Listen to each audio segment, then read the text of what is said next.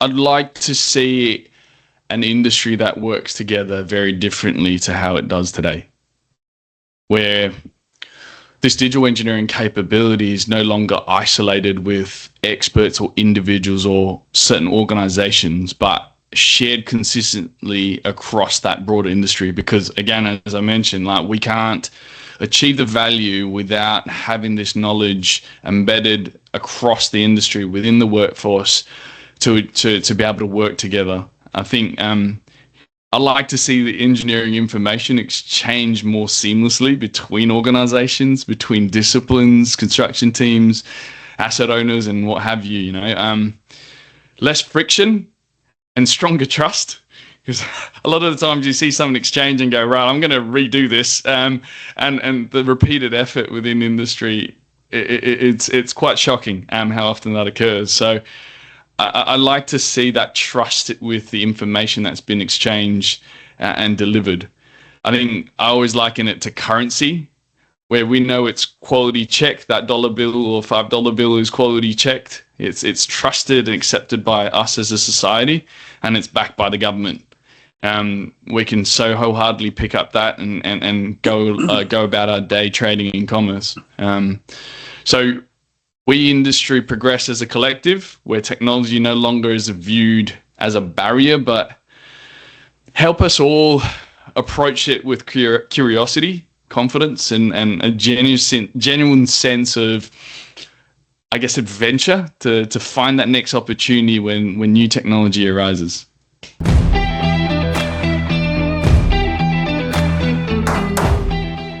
Hi, just a quick one. If you're enjoying the podcast, don't forget to subscribe or follow us on your favorite podcast app or on YouTube. It really helps us share practical knowledge with more people. And if you want deeper insights, you can also subscribe to our newsletter at digitalconstructionpodcast.com. All right, let's jump in. Hi, Bryan. Hi, Dean. Welcome to the Digital Construction Podcast. Hey, Andreas, good to see you. In this episode, we sit down with Bryan Tay, director at Pivodel, and Dean Sherwell, manager of commercial partnership from TAFE Queensland. Together, they've spent the last 12 months bringing Australia's first national accredited advanced diploma of digital engineering, a qualification designed for engineering, construction, and asset management professionals who are looking to strengthen and demonstrate their digital engineering capability through recognized credential. Bryan left structural engineering to pursue a career in digital engineering, and he built the educational pathway he wished existed when he started his career. Dean has spent his career connecting industry and education, and now dedicates his time to bringing together professional, industry-aligned training and the right delivery partners to deliver cutting-edge qualification for the future of the workforce. I'm very excited for this episode, and I think a good way to start is to talk about the vision and how Bryan started in this journey. Bryan, you had a clear career path in structural engineering as a chartered professional engineer. What specifically made you decide to move into digital engineering? Thanks, Andrea. It was a tricky one. I think it all began when I saw an opportunity to learn more about the industry. I realized that structural engineering was very focused on certain functions of a structure.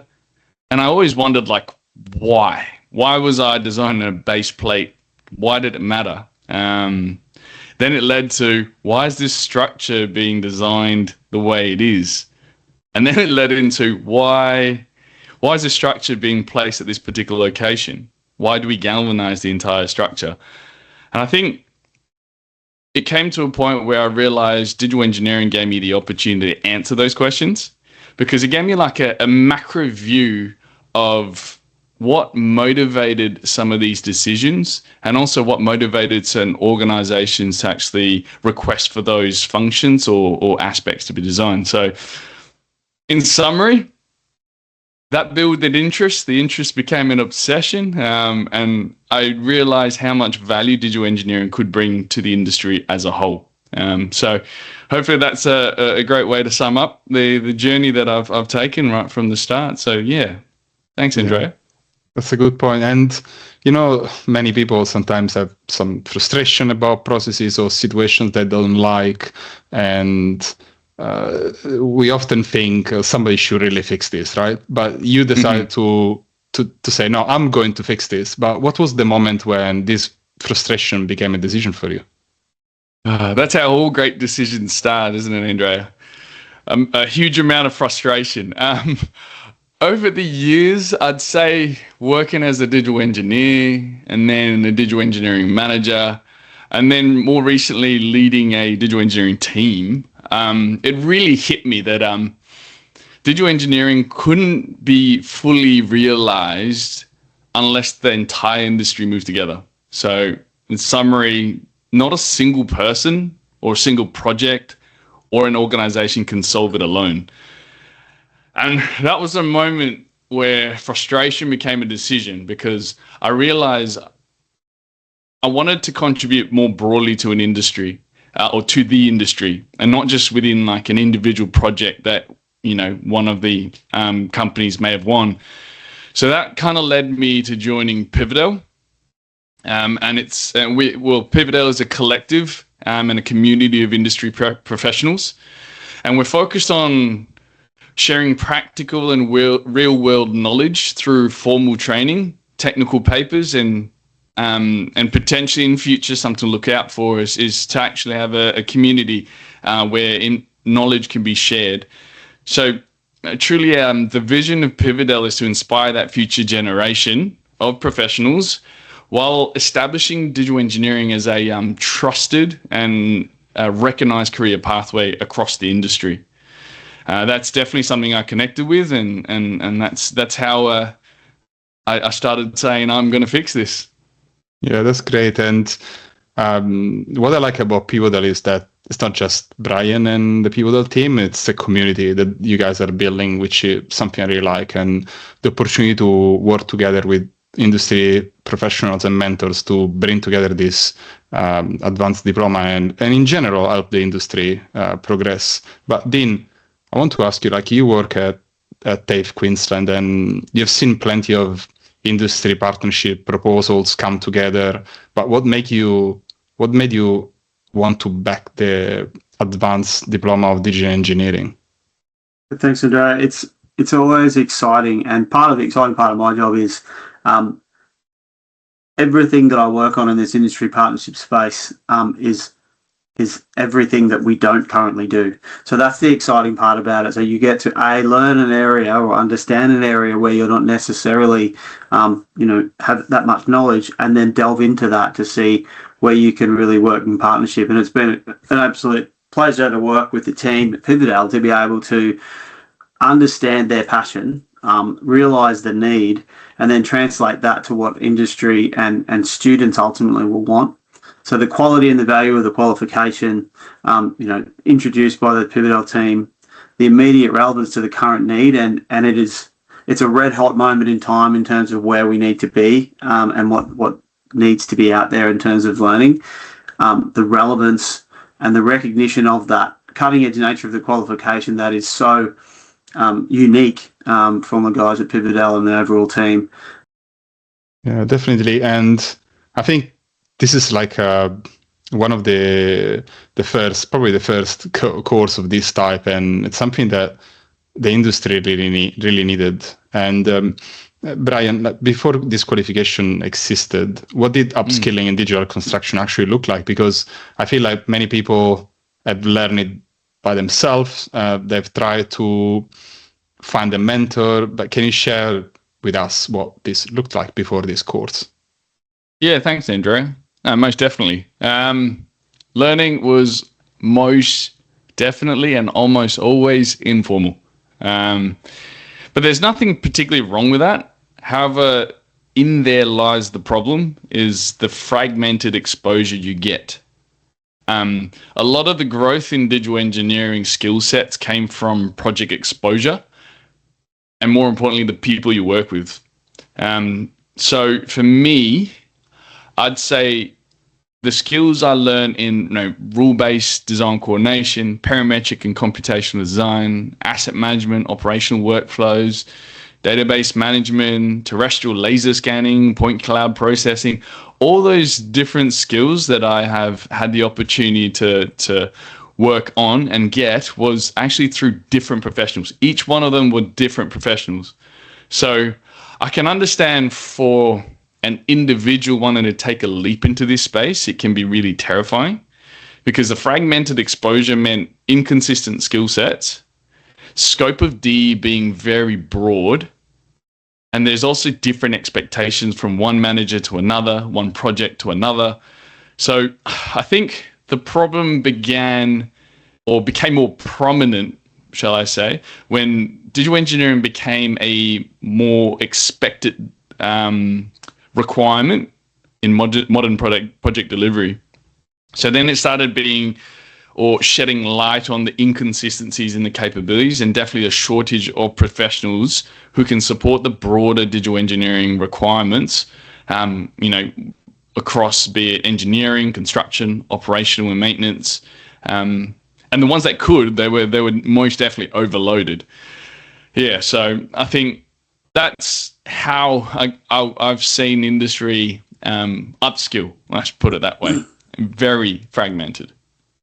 Andrea, I'll add something to what Bryan said there around the consistency of what you're talking about. So it's almost like when something comes to the market or there's a need in a particular industry, there's pockets of excellence and you see it.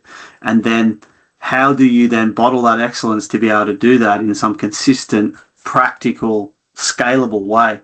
And I guess that, when we look to partner with organisations like Pivodel, that's exactly that's kind of the zero in factor, really, to say, well, we can make this scalable, we can make this consistent, and we can bring a consistency to, almost the purchaser, which is the student in this case, which really makes a massive difference in the industry. So it's that's really important to note, mate. Yeah, definitely. And Bryan, when you started this journey, there was no framework. There was no definition of what a competent digital engineer should know, should be able to do. How did you define that? Well, firstly, we had an idea, but we definitely vetted that with the industry when this curriculum all came about. But without overcomplicating it, I think a competent digital engineer who's especially striving in this space should be reflective of 4 particular categories. One is the digital technology space, where knowledge and experience in using the technology or the digital engineering tools, the systems that we use, the file exchange format, what it contains, and being able to understand its functionality, capabilities, limitations of these. That's one of the key functions or aspects or categories, should I say, that they need to be kept up to date with. Then you got the digital engineering services, which is all about understanding information management, modeling, coordination, data management, the quality governance and control aspects, being able to apply it on a project in a real world environment. Then the next one would be leadership and management. I'd say hands down, to be able to guide teams, provide expert advice, coordinate them, set up workflows, and most importantly, help the entire project team or the wider organization to actually interact with what has been set up. Then you've got industry sector exposure. We can't escape that. I think to apply technology appropriately, you need to understand sector-specific practices, standards. So you need to understand requirements if you're doing, an underground train station, working on an above-ground rail, road project, buildings. They're all the intricacies that you translate into workable processes and rules within the digital engineering space. So in summary, I'd say digital technology, digital engineering services, leadership and management, and most definitely industry sector exposure. Yeah, and when we think about the organizations, because at the end of the day, all of the people that you end up training will be working for organizations that potentially investing in digital transformation. Yeah. What does the absence of a recognized qualification actually cost them in practice? Ooh, this is a big question. I think for an organization, I think the first one would be simply no way of consistently training your team. Unless you do it internally, unless you invest all that time to convert all that training material and even have a designated individual that's actually training your team internally, it is tremendously difficult. So it also then takes away the valuable time away from the organization from exactly what it does best, which is actually running a business. A organization or a business should be able to focus on what they do best instead of having to, completely revamp their training and development processes and establishing a whole training program internally. Next would be capabilities being inconsistent and not being able to really benchmark to demonstrate their competitive advantage within tenders, within working with particular clients. And the only way, as we mentioned previously, is project exposure and individual experiences. So instead of having that benchmark qualification, you're relying on your previous experience on another project, which the client knows the individual can deliver in that specific way for that specific role that they're applying for. So this kind of brings that level up of your team and to demonstrate that. There's also retention challenges. Once you have a highly skilled digital engineer, there's a strong demand, and there's high chances that they would move on. So after all the time you've invested, and I'd say another probably last two to make it short. There could be a long list.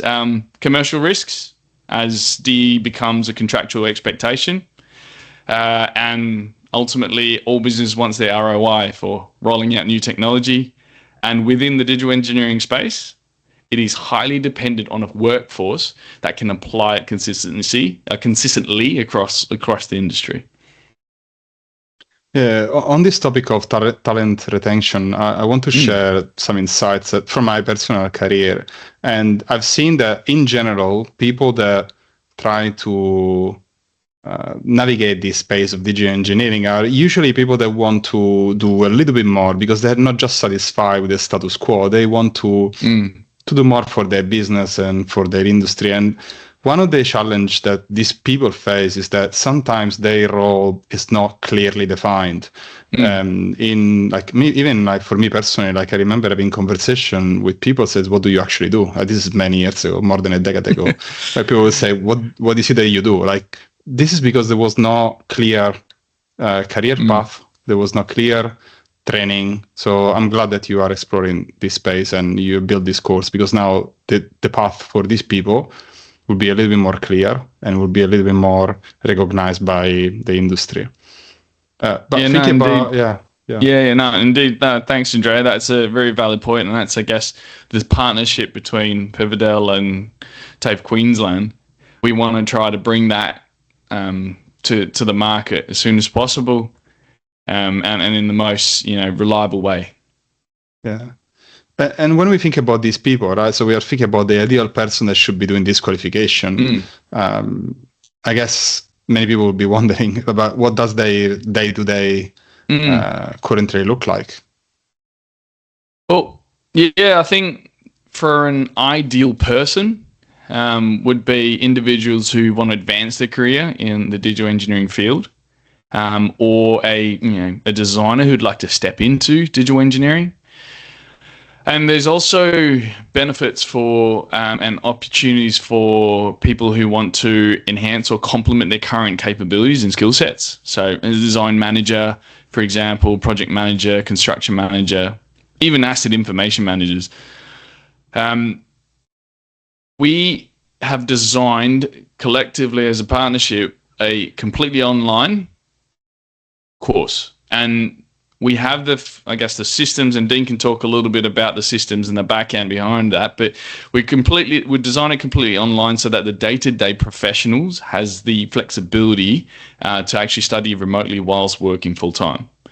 So that's what we're trying to achieve and make it as most accessible as possible, because we know that digital engineering skill set is applicable and beneficial for the entire industry. Do you have anything to say about the systems, Dean?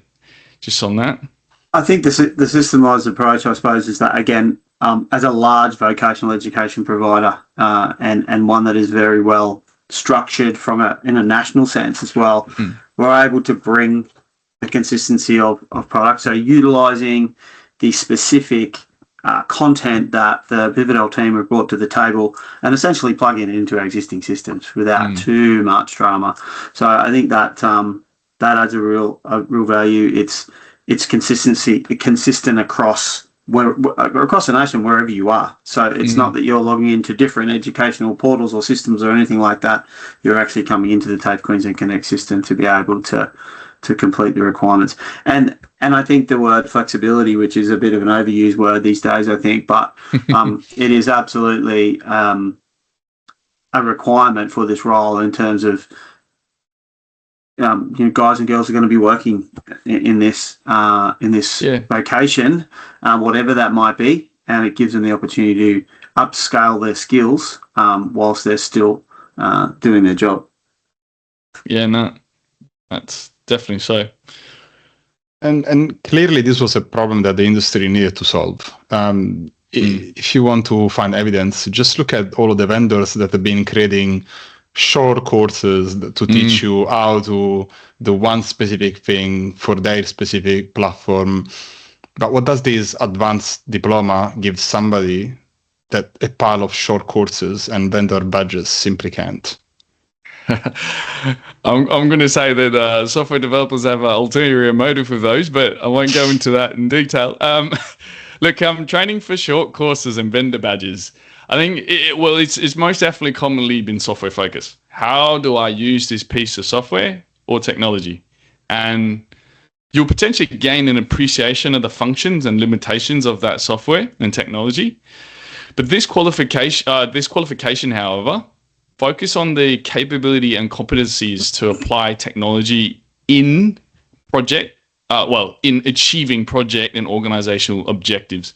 So it's just not software skills, but foundational, principles and processes to actually help organizations embed technology within their organization more effectively. It is a vocationally relevant qualification. So throughout the program, what I mean by that is throughout the program, you will be applying skills in scenarios that you would use in a workplace. And that also to note what Dean was saying, that it's actually people within this role are typically working online and also in many occasions remotely. So that course aligns and teaches that individual to be able to work effectively within that environment as well. And I think one of the challenges that you probably faced at the beginning was how to design this curriculum, right? Because you are trying to make it rigorous enough to provide real value, but at the same time, it needs to be practical enough because the people that will be taking this course potentially are already working. So can you share with us what the journey looked like when you were trying to design this curriculum? Yeah, no worries. This is a accredited course. If anyone has heard of ASQA, I'm sure people in the education industry have. They have a very rigorous process to actually get a qualification or a course accredited. So in order to get a course nationally recognized, it would require to be proven that industry has a need for this skill set and there is existing jobs out there. We then had to work closely in collaborating with diverse set of industry practitioners and also with industry practitioners with specialized skill sets that were required. I mean, Andrea, you too were part of the committee. What do you think about the collaboration and work that went into that? Yeah, good point. And disclaimer, I helped the Pivodel team. I've just been one of the people that were part of a committee that were trying to support this mission and trying to make sure that the course that has been designed is the most valuable possible for the people that are working in this space. And even me personally, I've learned a lot because I was bringing my own personal career journey. And I've seen that many people have been in the same space at different ages and career point, different disciplines, and everybody was bringing their point of view. And I think that was very, very helpful in like designing a course and a program that it is basically something that I wish existed when I started. That was even my point of view when I started. So thanks, Bryan, for making that possible, and thanks, Dean, for supporting this. I think it's not to be understated, guys, that the ability to be able to design a course literally from scratch whilst engaging with industry experts, contemporary industry experts, to develop a curriculum that is meaningful now to launch out into the marketplace is not to be understated. We have government authorities and representatives that are working constantly on developing skills programs for training packages in every industry you can possibly think of. That is regulated and planned and then rolled out across the vocational education system. So this is separate to that, starting from scratch. So, and I think the value and the real power of what you were saying, Andre, in terms of your involvement and others in the committee, is to say that you've got people that are doing it now, that are designing it for something that doesn't exist. And now it does. And here is now the value of that. So we have, to put it simply, real life engineers designing a real life program for engineers in a digital space right now. So it's incredibly unique in it, and we used the word cutting edge before. So I think that adds real value to it, which again was an attraction for us when we go into these arrangements. And so, well, you know, what does it actually look like? And once we start to understand what that looks like and the work that the team have put in to develop this, and I guess it's really exciting now to see it ready to launch. Oh, yeah. You flatter us, Dean. Yeah, and I can share that I witnessed this process from the beginning, from inception, and what I've seen is a quite large group of industry leaders that were actually, like you said, Dean, they're actually working in this field. They were so passionate about solving this problem for the next generation of people that will come into this industry and make sure that they don't feel the pain that they experienced during their career. So I hope that as a minimum, the next generation could enjoy this and would not be struggling the same problems that my generation and the generation before had. I do say that you know, creating this course was not possible because I mentioned before, you know, learning is through these different practitioners who have that unique specialized experience, and what we've tried to do is bring all of those people together to create this advanced diploma. So it's written exactly how you would and is needed for a job. And not to mention, it has to be taught by industry practitioners with the relevant experience. And it will be refreshed on a periodic basis to ensure its relevance as well. So that's something not to continuous improvement is part of digital engineering, but also part of the education space. So, yeah, and I want to touch on a point which relates to vocational education, right? Because somebody may think, oh, why not a university? Why not any other approach, right? And there is still a perception in some quarters that vocational education potentially is a lesser option. But why do you think this is not the case for this industry? Let's address this.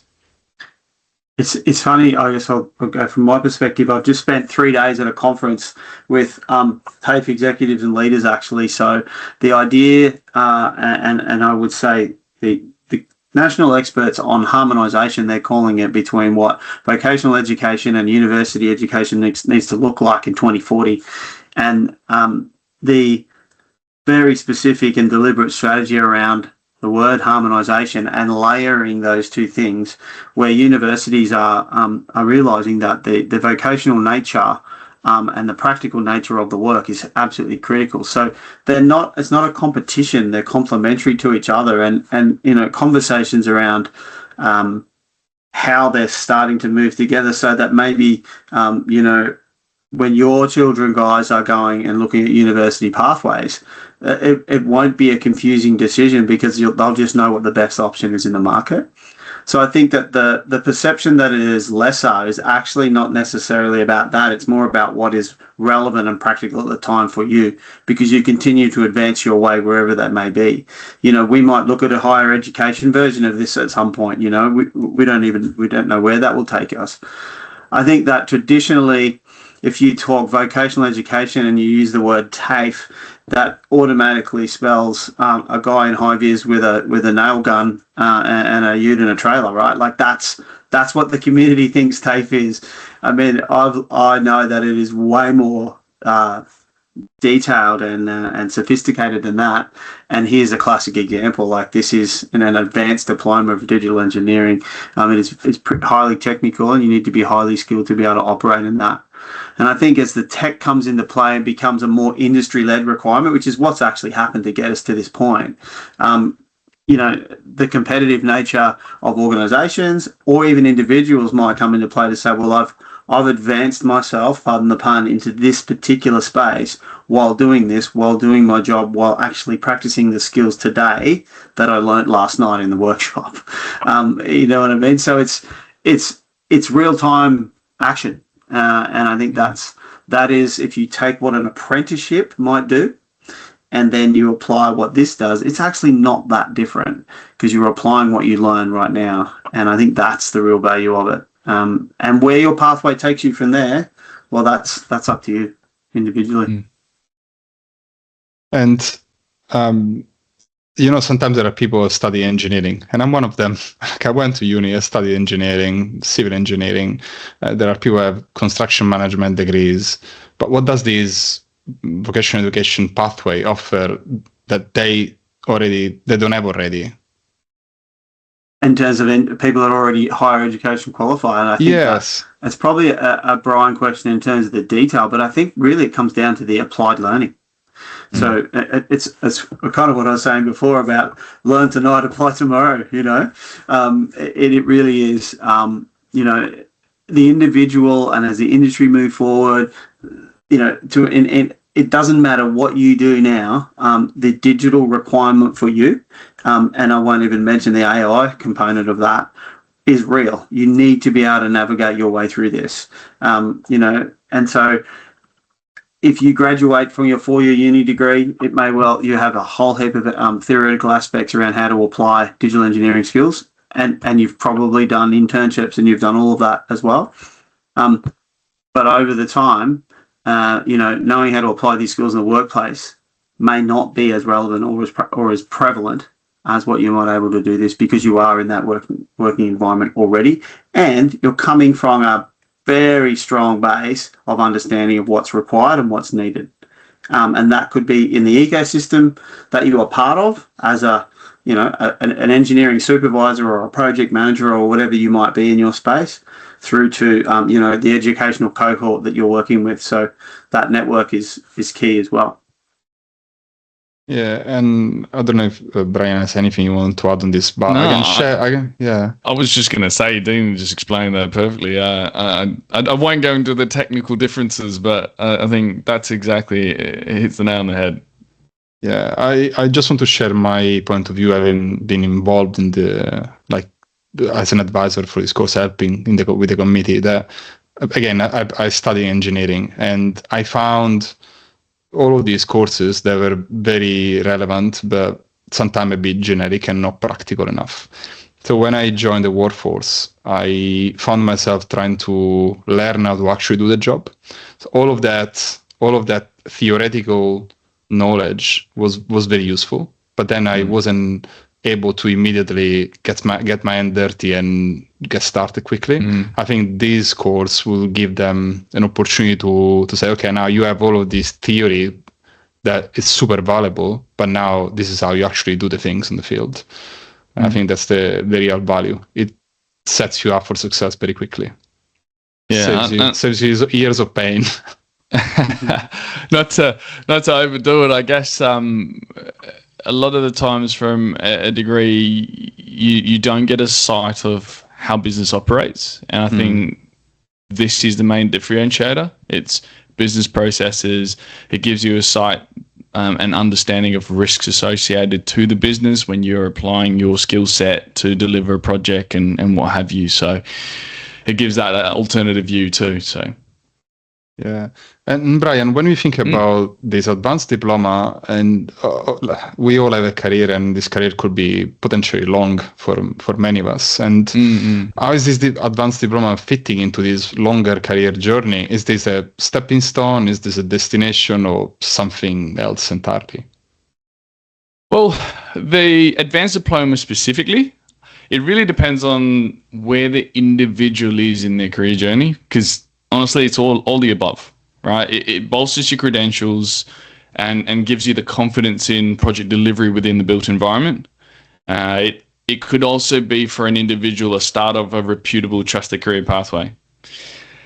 The main thing I do want to point out is that this partnership between Pivodel and TAFE Queensland, particularly TAFE Queensland with their integration and connections with schools, we want to bring the awareness to the awareness to the need of industry for this particular skill set, potentially even providing that pathway right from schools and well into their employment. So the advanced diploma is a start, but digital engineering and that skill set is a long career journey. And that's what we want to start trying to position this partnership to be able to do. So insight to the future, but yeah.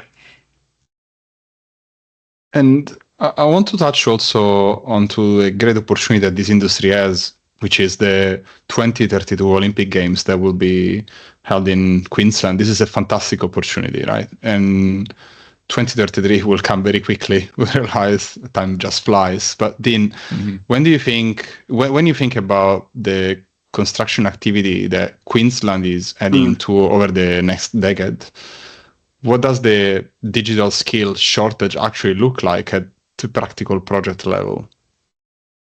It's if you start with the fact that we're 45,000 construction personnel short right now, and then you work your way across and down that pyramid of skills that are required, I think it's a real challenge. So I think that the opportunity, and so what we've been touching on a bit thematic today, is around the digital skills and where that AI piece might fit in terms of enhancement. And to jump ahead a little bit, but I think that what I've learned from what I was saying before, there's a lot of, every conference you go to, there's 4 or 5 AI sessions, as you would imagine. Now you've all been to them, and everybody has a view. But my personal view is that AI is the enabler, not the replacer.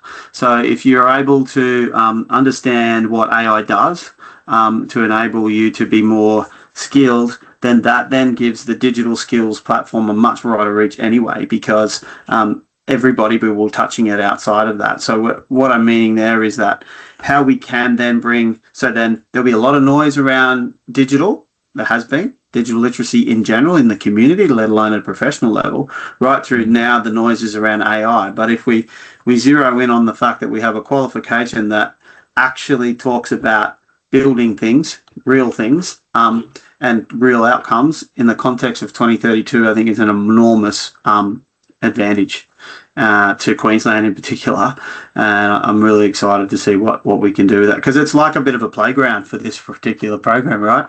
Like here we are, and it's all within a 200-kilometre radius of itself. So I think it's a really exciting opportunity to test my theory, or anyone else's for that matter.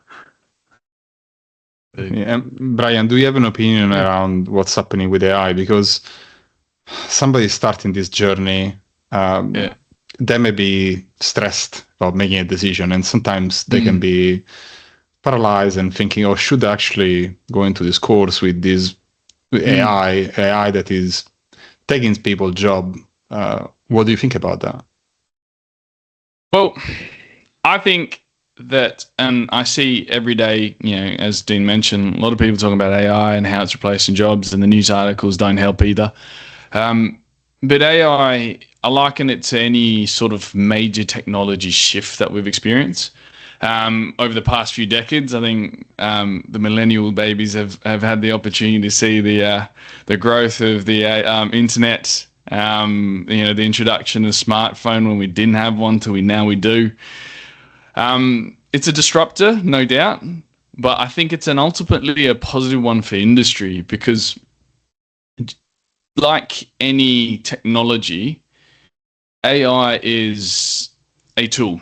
And digital engineering skill set provides you that foundation that allows you to use technology effectively to achieve that business objective, that outcome that you're looking to achieve. So any technology, in this case, particularly AI, still depends on the quality of information, the reliability of it, structured data, coordination fundamentals between people, but now introducing technology. How do we work with technology? And also foundational engineering understanding. We can't escape that. We are in this role to provide infrastructure or, for the community. And there's a lot of risks associated with the information that we exchange. So people still need to make the decision, even though AI may have done and got us there a little bit quicker. So if you have that robust governance processes integrated with the organization's process and AI, I think we will then have a more reliable outcome that we are trying to achieve with this skill set. And at the end of the day, look, people still need to make that right decisions. So rather than replacing these careers, I think it's reshaping and diversifying. And no doubt people with a strong digital engineering capability, it opens up opportunities for them to help the businesses navigate this complex era of AI, digital twins, digital frameworks, data ecosystems, and that rapidly evolving technology. So hopefully at the end of this, we expect that those skills will help those individuals, help businesses realize that meaningful and long-term value in that digital investment. So, yeah. Definitely. And sometimes people are already working in their jobs, and they may need their employer to support them, potentially pay for the course. But for someone who wants to do this qualification but still needs their employer to fund it, what's the most compelling argument they can make? We just want to make sure that they can go there prepared and say, hey boss, this is the reason why you should be sending me to do this course. Well, tricky question. Look, ask yourself what is currently important to the business. What's their strategy? And once you know that, I can give you some points you might be able to put forward. So firstly, the course has been designed for almost immediate application of these processes and skills within the organization, right? So it has components of preparing and reviewing a bid proposal, specifically in the digital engineering space, preparing a digital engineering execution plan, designing a data validation tool, fundamentals around managing scripts so that developments that you create within the business are reusable and can grow with the company. So ultimately, those aspects and those skills are some of the core competencies that or practices that you would be doing within that qualification. So as digital engineering requirements become more commonly required and mandated across modern project delivery, organizations will need their internal capabilities to better contractually manage and coordinate and alleviate some of the commercial risks. Finally, another point would be stay competitive. As this is a skill set that enables you to have that branch into technology, I think it's rather than a niche skill set, it is almost a foundational capability that's required to help business stay competitive and keep up with industry and technology advancements. And finally, for them competing with other practitioners, I guess this demonstrates that their team has the right skill sets to deliver what they need for the major projects across Australia. You probably touched on this while you were answering these questions, but when you try to think about from the organization point of view and the organization digital capability, when somebody in their team actually holds this qualification, do they feel, is there a risk that this value stays with that person, or does it lift the whole team up? What do you think about that? Well, I mean, most definitely it stays with the person, but let's not discount the benefits as the organization, right? We just covered a couple of them, but I think in terms of a more micro level within a team and within the project team, leadership and management are core components of the advanced diploma. So it develops your ability and encourages you to engage with stakeholders, coordinate teams. It covers those principles, understanding and interpreting project requirements so that you can support those delivery outcomes. You will also learn to organize and facilitate discussions with those key stakeholders, right? And that is fundamental in, I guess, anything that we do, especially when it works with multiple and various stakeholders across, different organizations and through joint ventures as well. So to answer the question, the value, it not only stays with the person, it lifts the team around you because you have that foundational knowledge and have that confidence to support your other team members as well, who may not have sat this course at this point in time. Provide those guidance and improve that technical communication across disciplines so that they can interact with the necessary responsibilities or activities in the digital engineering space that the organization and the projects have set up to achieve their objectives. And Bryan, this is my very last question.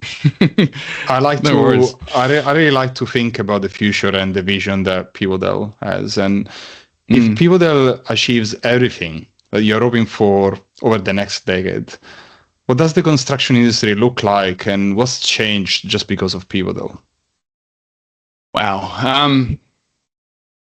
I think I'd like to see an industry that works together very differently to how it does today, where this digital engineering capability is no longer isolated with experts or individuals or certain organizations, but shared consistently across that broader industry. Because again, as I mentioned, we can't achieve the value without having this knowledge embedded across the industry within the workforce to be able to work together. I think I like to see the engineering information exchange more seamlessly between organizations, between disciplines, construction teams, asset owners, and what have you.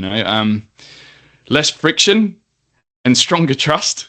Because a lot of the times you see someone exchange and go, right, I'm going to redo this, and the repeated effort within industry, it's quite shocking how often that occurs. So I like to see that trust with the information that's been exchanged and delivered. I think I always liken it to currency, where we know it's quality checked. That dollar bill or $5 bill is quality checked. It's trusted and accepted by us as a society, and it's backed by the government. We can so wholeheartedly pick up that and go about our day trading in commerce. So we industry progress as a collective, where technology no longer is viewed as a barrier, but help us all approach it with curiosity, confidence, and a genuine sense of, I guess, adventure to find that next opportunity when new technology arises. Hopefully that's inspirational enough, but I think that's what I've always wanted to see, and I think together as in this partnership, I strongly believe that we have the team to actually achieve that. We are at the end of this episode. Bryan, Dean, thank you for joining us. But if people want to reach out or find out more about the qualification, where should they go? Yeah, so we'll have everything set up through the TAFE Queensland website, but also the Pivodel website as well, and it all links in together. So wherever you find either Pivodel or TAFE Queensland, it's always good on LinkedIn to look both Bryan and I up and the Pivodel team. So yeah, that's easy enough to find us. We won't be too far away, I don't think. And I will also add the links. Thank you, Bryan. Thank you, Dean. A great day. Thank you for joining on the Digital Construction Podcast. Thanks, Andrea. It's been great. Cheers. Thanks, Andrea. It's been a pleasure.